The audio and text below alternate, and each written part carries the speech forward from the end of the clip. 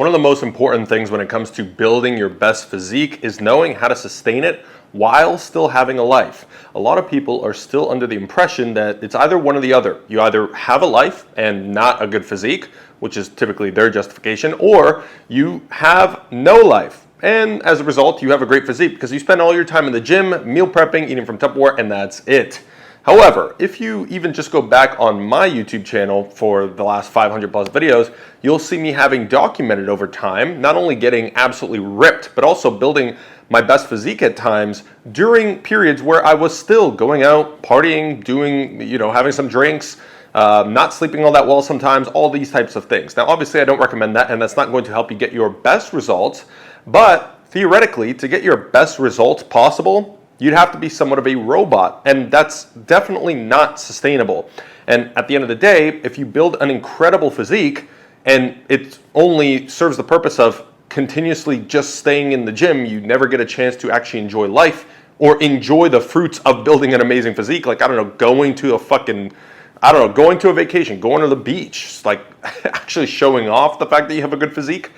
Then what really is the point at the end of the day? Obviously, there's I do it for me and so on, but it's like, come on, be realistic here. So with that said, I'm going to walk you through a bunch of different scenarios and how I, over time, have actually learned to develop an intuition so that I can still go out, even till this day if I want, and whether it's a vacation, whether it's a buffet, a restaurant, all these things that are inevitably going to come up. Another one that's very common is like homemade meals. You're going to a friend or family's house and they've cooked something up and you're like, oh, how am I supposed to, I'm just going to destroy my progress if I eat this, and I don't know how to navigate. So I'm going to walk you through exactly how to do that, all the different scenarios, and hopefully you're going to find this helpful and valuable, and a few key takeaways at the end as well. So first, we're going to start with restaurants and eating while traveling, essentially. So basically, when you're eating while traveling, assuming that you don't have meal preps with you, or that you don't have a meal prep company that you're ordering from, as that will probably cost more, you're going to be going off restaurants, like fast food restaurants, at the airport, whatever restaurant is there, at the mall, and so on. So how do we navigate this? Or also just you're out and about on vacation and you're going to, or on a trip, a travel, work trip, whatever, you go to a restaurant, a sit-down restaurant at night to eat, okay?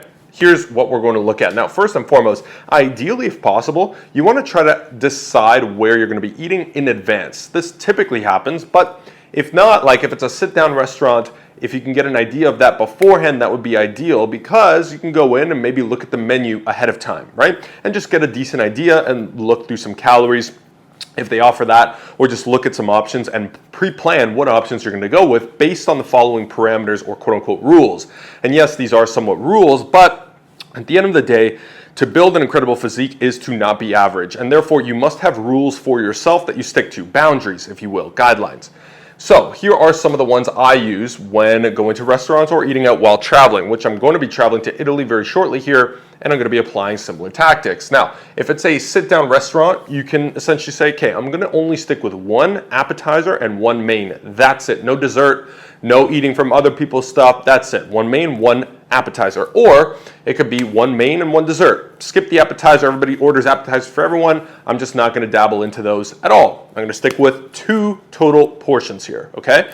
Now, keep in mind, all of this stuff works for when cutting especially well, where you need to try to hit certain calorie targets, or else it could send you over quite a bit. But obviously, if you are bulking, same deal, because sometimes people are bulking and they fuck up their bulks by eating way too much food in a couple of consecutive days. So either or, it's very similar, all right? So you're going to choose 2 total servings in this particular case. Now, if it's a fast food restaurant, which to be honest is going to be pretty ideal in a lot of instances, because you're heading to this fast food restaurant or it's right there, you can actually pop out MyFitnessPal and search it up real quick and see the options that they have, or generally they have calories on the menus. And it's very easy to decide. They're very modular meals, right? You kind of know exactly what you're getting with them. So when it comes to those, you're just going to simply go with a medium-sized meal. You're not going to go for the super size or the small, maybe a medium or the small if that actually works better for you. But the point is we're not going to overdo it. We're going to only opt for water when it comes to the drinks. Now, one of the rules you're going to notice consistently across the board here is opting for drinking as little calories as possible. It's usually drinking calories that just go beneath the radar, if you will. Like, you could just drink so many calories and not realize it so easily. So the simplest thing, the simplest sort of first rule to set is simply keeping calories at a minimum as far as what you're drinking. So we're going to be opting for water all the time, or certain alcoholic beverages that would be lower calories. We'll get to the alcohol shortly. So you're opting for water, you're opting for the options, they typically have things fried. You can probably ask most of the time to have it grilled instead, okay?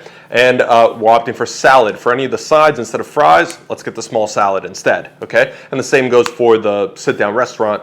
Just get the salads in place of the sides. Every place will offer a salad in place of the fries or the baked potato, double over potato, whatever the fuck it's called. All places will have that, so opt for that. Okay, higher protein options. Generally, when you're looking for staying within a calorie target and keeping protein high, fats lower, this helps stick with the calorie target, make things macro friendly. You're looking for the leaner options of meat, so cuts of fish, chicken breast instead of maybe the high fat steak. Okay, obviously, again, it all depends on the entire context, but nonetheless, look for the most macro-friendly option when possible. And coming back to the drinks, we're only drinking water or a single alcoholic beverage when you're going to one of these restaurants. So across a total of, if you eat out 3 times throughout that day, 3 total alcoholic beverages well split out between them. It's not going to do any real quote unquote damage anyways, so you'll be fine with that. And this kind of makes a lot of sense. That serving of alcohol also going to have less calories, etc. So here are some basic guidelines when it comes to restaurants eating while traveling. Now I should say that nobody should probably be bringing a scale to a restaurant to traveling, meaning an actual food scale, right? A digital scale, like that you're actually weighing the food. Don't be that person, because there's no need to be that person unless you're going to be Mr. Olympia and you're competing on the Olympia stage 2 weeks from now. Maybe that makes sense, but then again, why the fuck are you in that position to begin with? Aren't you prepping for the Olympia, and that's kind of taking precedence? So don't bring the scale. There's no need. If you want to and you're totally fine with that and you think that it's best for you, that's fine. I personally don't find it as 2 things. 1, sustainable, and 2, it's not going to really help you build an intuition on your own sometimes. So anyways, that's what that looks like here. Let's talk about vacation next. Again, first rule off the bat, you're going to notice that consistency. Water or alcohol only. Now, when I'm talking about alcohol, I also mean hard liquor only, or wine, I suppose. It's still a lower calorie option. But you're staying away from the beers and the super sugary mixers and all that type of stuff. And we're only sticking to water and alcohol. So either you are having some drinks because you're on vacation and that's part of the reason you went, fine, or you're having water. That's it. All right, no juices in between, all that. Next, you're gonna wanna be active for at least half of the time that you're on that vacation for. If you're on vacation for 10 days, you wanna be active at least 5 of those days. And what does that activity look like? Well, generally, there's going to be a gym of some sort around. However, for example, when I'm going to Italy shortly, I don't think there's gonna be any gyms anywhere around me because I've done the searches and we're kind of going to these no-name parts of Italy. So yeah, that's gonna be difficult. So what am I going to do instead? Well, how else can you be active? Push-ups, burpees, sit-ups, going for walks, getting your steps in, that sort of stuff, right? Maybe going for a light run if you have a decent place to do so nearby. That's it. Just some sort of activity, 30 to 45 minutes, and or set a certain target. That's going to be worth at least getting those calories burning, keeping you in the groove of working out, and whatever you're doing to stimulate. Let's say with push-ups, pull-ups if possible. That would be ideal, right? Go into a cottage and got a tree to do pull-ups on. Like, you can be creative with it. It's not about optimized programming at this point. You are optimizing to have fun, but not absolutely throw all your gains in the trash. Next, so I covered this here, burpees. Swimming obviously is another one too. Like, okay, you go to the pool, you want to hang out at the beach, whatever. You're actually going to seriously try to swim some laps in the morning, for example, right? Resort gym, walk on the beach. Now, another ideal thing that you can do is either the same bedtime or the same wake-up time. So if you want to go to bed at whatever time, and that's why you're on vacation for, then go to bed at whatever time. Try to pick a time that's still sleeping in for you that you are able to wake up at every single day, okay? That would be ideal to at least keep the hormones in sync. keep that routine going of staying active when you can, or you can flip it the other way. If you want to go to bed at a certain time each day because you don't really care to stay up later, but you want to sleep in whenever or wake up whenever, no alarm clock, because that's why you go on vacation. Again, it's like whatever the case is here, then do it that way. Just keep the bedtime the same each time. As long as you have one of the two set up to be the same, again, the hormones aren't going to start working against you now, and then that's an extra layer of things that you have to essentially get back on track with when you come back, and that could take some delay. All right, so snacking on salads and fruits only, vegetables and fruits, okay? Throughout each day when you're going on vacation, you will have 3 square meals throughout each day, or better yet, the next optional one is just 2 main meals, and one of those is a salad. So you're like, hey, I want to enjoy the breakfast. I don't really care about the lunch that much. I'll have a small salad, that's it. And then dinner, you enjoy whatever at whatever restaurant there, okay? So you're choosing 2 whole meals, or you can have 3 basic square meals. Either way, throughout the day, if you feel hunger pangs or anything like this, snacking on vegetables and fruits only is going to help keep you full, keep calories at bay, and make sure you probably don't overdo it when it comes to actually eating the meals later on. Another thing, by the way, that I will mention here, I remember I told you not to bring one of these kitchen scales. Don't do that. However, a scale I do recommend bringing is a bathroom scale whenever possible. If you're traveling real quick, or if possible, you get to wherever you're going and there's a Walmart or something where you can actually get a scale and then return it before you leave. This could be helpful. I'm not saying it's mandatory, but it's something that I recommend as sometimes you don't even have to worry much about any of these rules if you have a scale to weigh yourself every single morning, and that's the only thing you do to stay on track. The reason for this is because it helps you auto-regulate your next day entirely based on your nutrition and your activity. What do I mean? Well, if you go this past day and you did whatever you wanted, the next day you wake up, first thing you do is what your habit already is, step on the scale and you're like, damn, I gained 3.5 pounds. Well, just by that alone, unless you're okay with just fucking up day after day that badly, you're gonna say, okay, you know what? I'm gonna skip breakfast today. You sort of go into some sort of intermittent fast, whatever it is, or I'm gonna actually opt for the salad. I'm gonna automatically auto-regulate and put some of these rules in place. And then the next day you're like, oh, okay, I lost 1.5 pounds. You still are able to enjoy yourself that way, but it's just a way to help, a layer added to help you auto-regulate and stay a little bit more on track throughout. So I hope that makes sense. Now, let's talk about maximizing sleep quality. This is kind of separate to just traveling wherever you are, but in general, wherever you go, if you can maximize the quality of your sleep, maybe the quantity you can't, but the quality, that would be ideal. And this is going to be translated to any and all scenarios.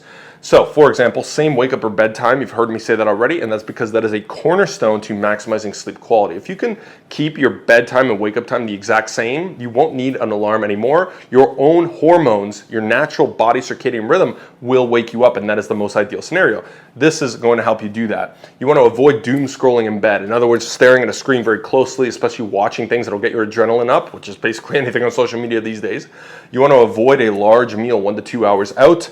You want to avoid any caffeine at least 8 hours out if possible as well.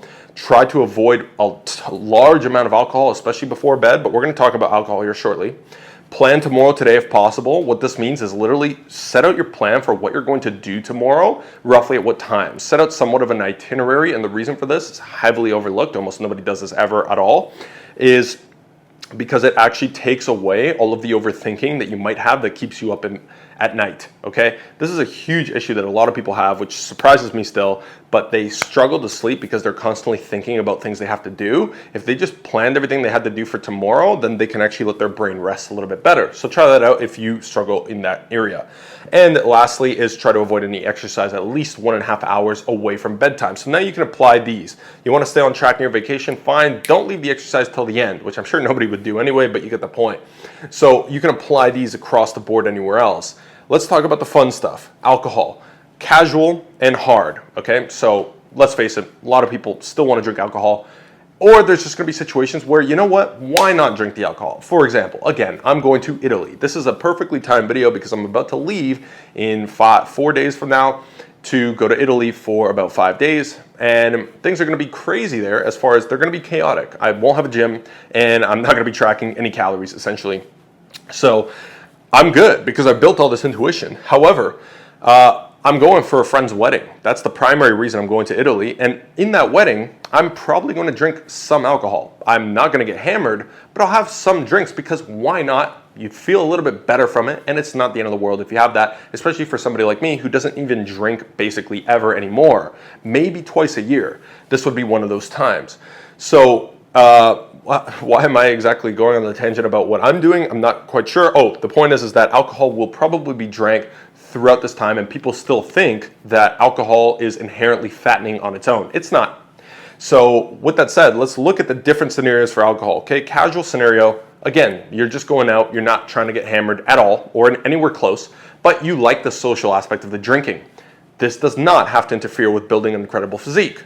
So here's what you do. Save some calories first and foremost. Simple as that. If you don't track your calories or do any of that, just cut away from some of the meals. Now, if you're watching my channel, probably you track calories, and if you don't, you should, okay? Because you're watching me, your goal should be building a better physique and improving your fitness and health, in which case tracking your food to some degree and at least understanding how that works is going to be crucial. From there, you're gonna save, say 200 to 300 calories. This should be equivalent to making room for 1, 2, maybe 3 alcoholic drinks, depending on which ones they are. And there you go. You've got room as far as the calories are concerned to fit in a few casual drinks. There you go. As far as the calories are concerned, you're not going to be doing any quote unquote damage there. Few drinks, so that's what it's going to fit in, but no mixers. Again, that's where the calories start coming in. We don't notice, and it's just not really necessary. You want to drink for the social, you're going to have like a Negroni, like I had recently for the first time ever. And by the way, the last time ever. Negronis are absolutely fucking disgusting. And if you disagree, I'm convinced you have some severe trauma caused to your what do you call it, to your palate or to your taste buds, all right? Because what the fuck was that? But anyways, the point is it was actually very low calorie though. And so that's like the perfect social drink. I had one somewhat, like I said, somewhat recently, the first time I drank this year. That's all I had. And it was terrible, but guess what? It's the perfect one to just chill and sip on and socially drink. Okay, great. But if all of a sudden I'm over here, no, I want this sugary whatever, doesn't make much sense. So that's going to be your best bet, is like hard liquor, casual social drinks. That's usually best anyways. Wine, totally fine. Last drink should be several hours out before you leave, before you get to bed. Remember this.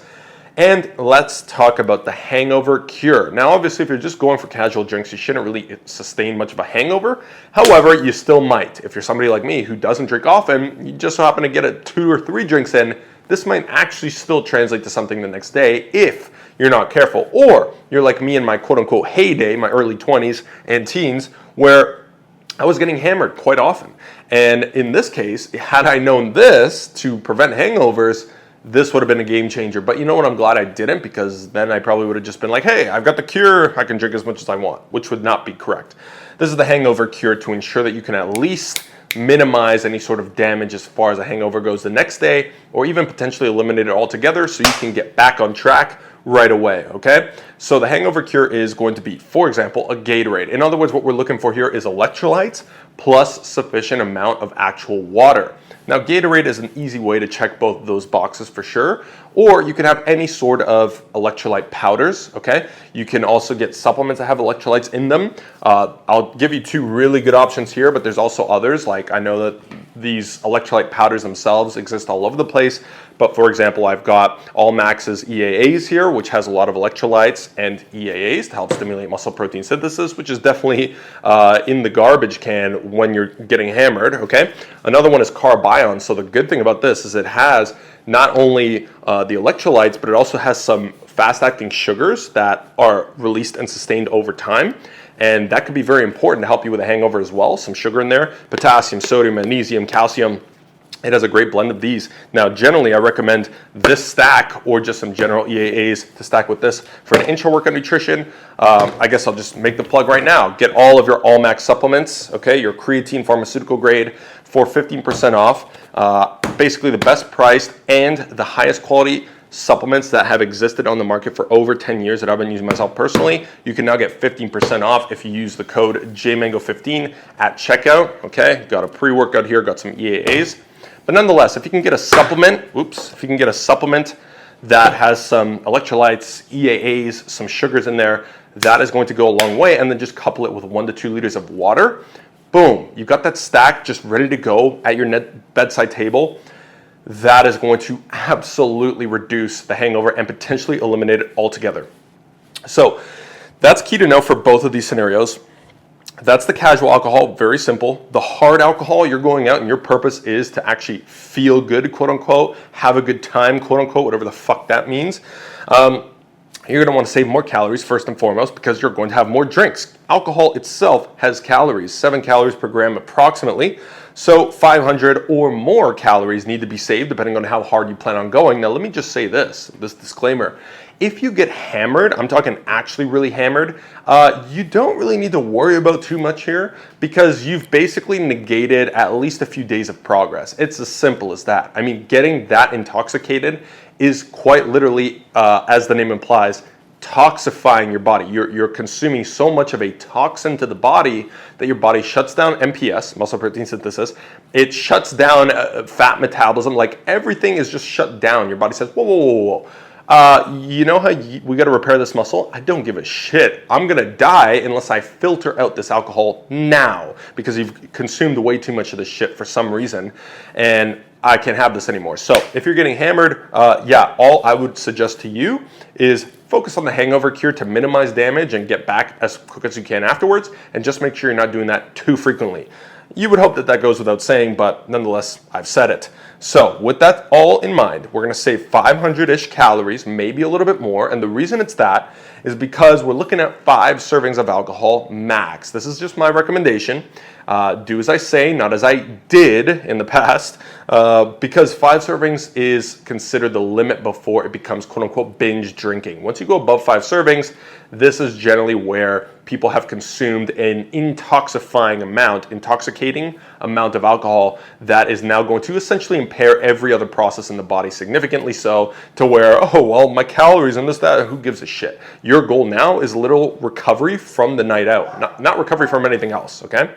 And so that's that. And then we're gonna look at hard liquor and or wine. Once again, just the low calorie options. The goal here is to get a buzz, right? You wanna have a good time, it's about getting a buzz. The second you go too far there, and I'm speaking from experience here, the second you go too far past that, you fall to the other side, it's not fun anymore, okay? So you might as well just go up to the point where you have fun. After that is diminishing returns and then regression into, again, intoxication.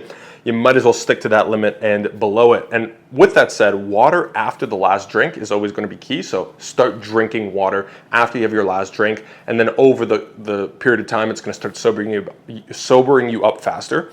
Avoid greasy and high calorie foods when possible during this time. That's another issue. You've reduced muscle protein synthesis, you've reduced fat metabolism, you've reduced everything. And now you're just adding a huge greasy meal because that's just what you crave when you are intoxicated. So try your best to limit that as much as possible. Fruits, again, would be ideal. Get some sugars in there. Get your supplement. I mean, why not? Why not? I've done it in the past. I've been the guy with a shaker bottle in the club, okay? And I'm just focusing on my hydration. You know what I mean? Like, yeah, I'll have a shot of vodka, but having my carb ion shortly after that, okay? Or better yet, let me mix some EAAs with that alcohol. They got some nootropics in this one. That's gonna give me a little bit more alertness and buzz, okay? By the way, don't recommend any of that. I'm just saying, I'm actually just being stupid. So forget all that. Water after last call, avoid greasy and high calorie foods, and focus on the hangover cure, okay? That's where the supplements will come in play. And once again, that's JMango15 at checkout, saves you 15% off. Let's talk about the last 2 scenarios here and then we'll wrap up. Buffets. Now people think buffets, just avoid going to buffets. I believe buffets are the easiest out of every scenario here because you have full control over what you have in the buffet. I mean, should be straightforward enough.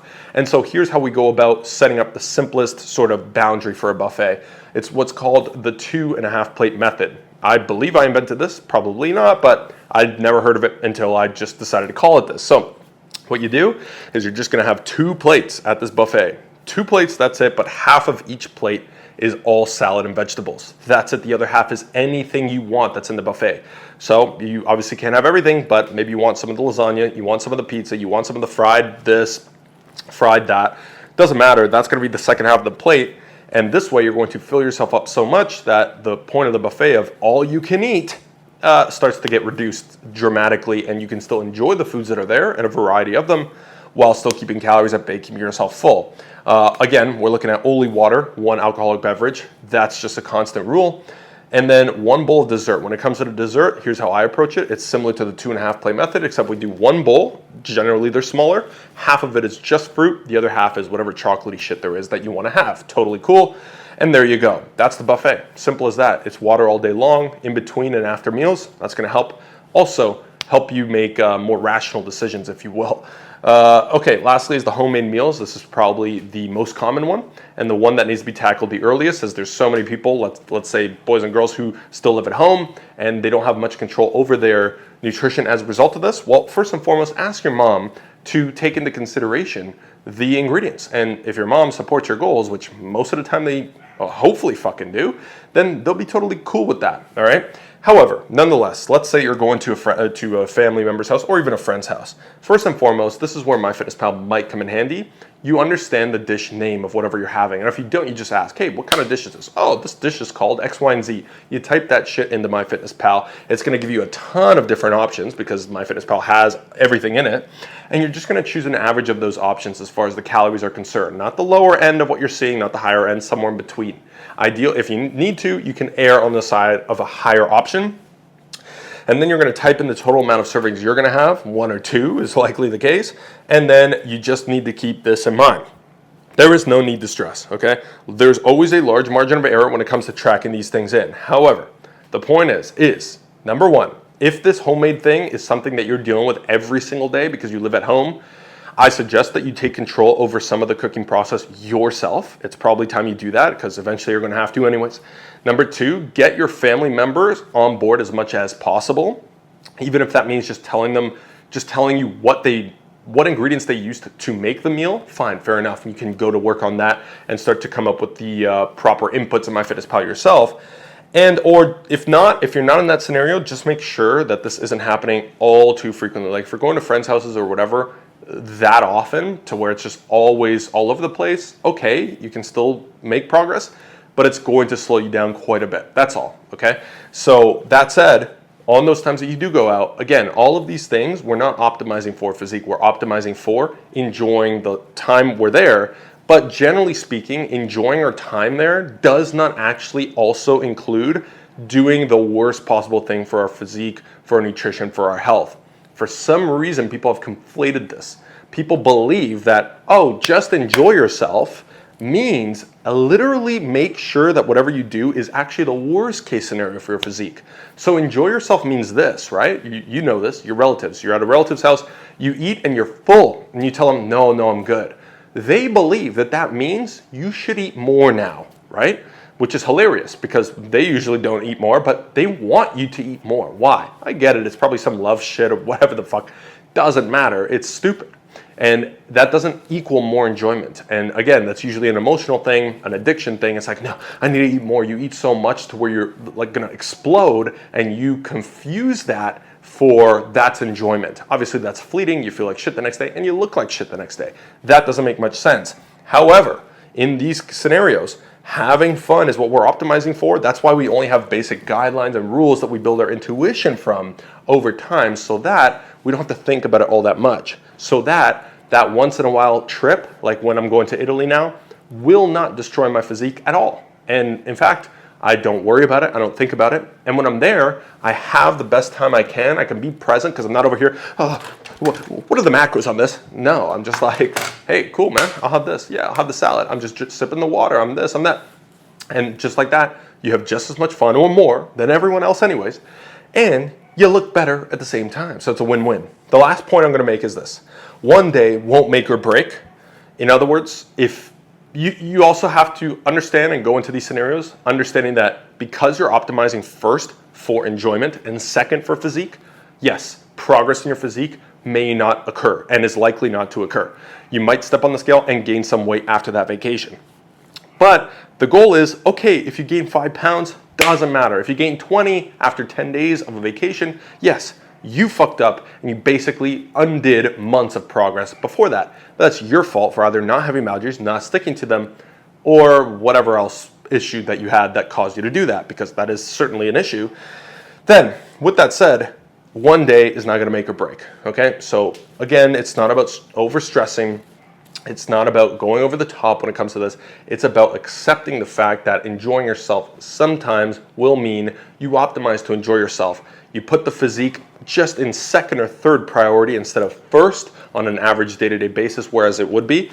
And you accept the fact that, you know what, the scale might go up a little bit. You know what, it might not go. But all you do, the remedy to ensure that this doesn't matter, is you simply get back on track the next day. You don't come in and do triple the cardio for the next 3 weeks. You don't come in, you up the volume for the next 3 weeks. You don't come in, you know what I mean? Like you do 75 hard all of a sudden. No. You simply get back on track unless you're competing, right? Again, but if you're competing, then you don't optimize to have fun at any point throughout that time. You're optimizing for that single moment that you step on stage, which is why I don't compete personally, because I never saw the trade-off of sacrificing your health and like 90 to 180 days of your life just to step on the stage for somebody to judge your physique based on what they think.